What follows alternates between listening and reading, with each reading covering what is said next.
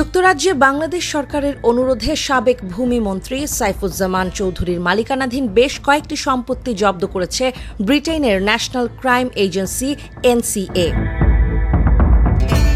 অর্থ পাচারের অভিযোগে চলমান তদন্তের অংশ হিসেবে এই পদক্ষেপ নেওয়া হয়েছে বলে জানিয়েছে আল জাজিরার অনুসন্ধানী ইউনিট আই ইউনিট।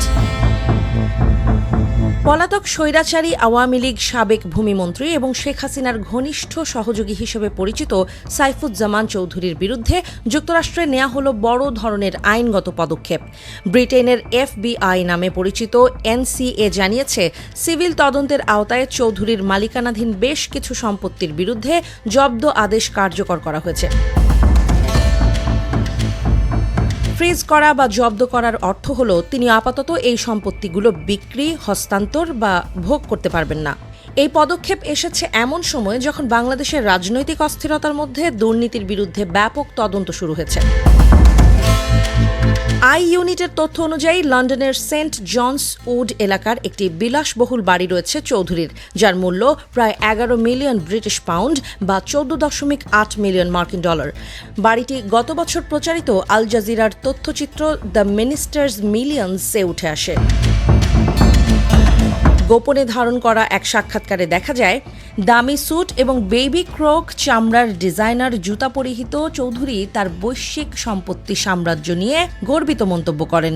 সাক্ষাৎকারে তিনি বলেন, শেখ হাসিনা তাকে নিজের সন্তানের মতো দেখেন এবং প্রধানমন্ত্রী থাকা অবস্থায় তিনি জানতেন যে চৌধুরীর লন্ডনে ব্যবসা রয়েছে। চট্টগ্রামের একটি প্রভাবশালী রাজনৈতিক পরিবারের সন্তান সাইফুজ্জামান চৌধুরীর বিরুদ্ধে অভিযোগ, তিনি বাংলাদেশের বৈদেশিক মুদ্রা নিয়ন্ত্রণ আইন লঙ্ঘন করে বিদেশে শত শত সম্পত্তি কিনেছেন, যেখানে একজন বাংলাদেশি নাগরিক প্রতি বছর সর্বোচ্চ $12,000 বিদেশে পাঠাতে পারেন। সেখানে চৌধুরী বিনিয়োগ করেছেন নিউ ইয়র্ক, লন্ডন ও দুবাইতে $50 কোটি বেশি রিয়েল এস্টেটে। সবচেয়ে গুরুত্বপূর্ণ বিষয় হল, এসব সম্পত্তির কোনো তথ্য তিনি বাংলাদেশে দাখিল করা ট্যাক্স রিটার্নে উল্লেখ করেননি।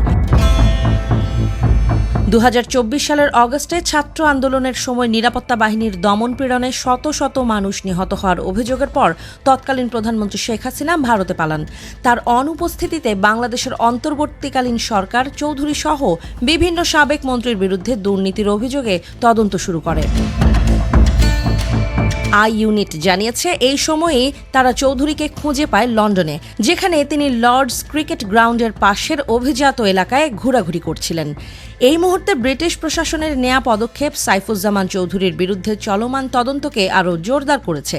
কতটি সম্পত্তি জব্দ করা হয়েছে বা তাদের মোট মূল্য কত তা এখনও স্পষ্ট নয়, তবে ধারণা করা হচ্ছে এই তদন্তে আরও বহু তথ্য প্রকাশ্যে আসতে পারে।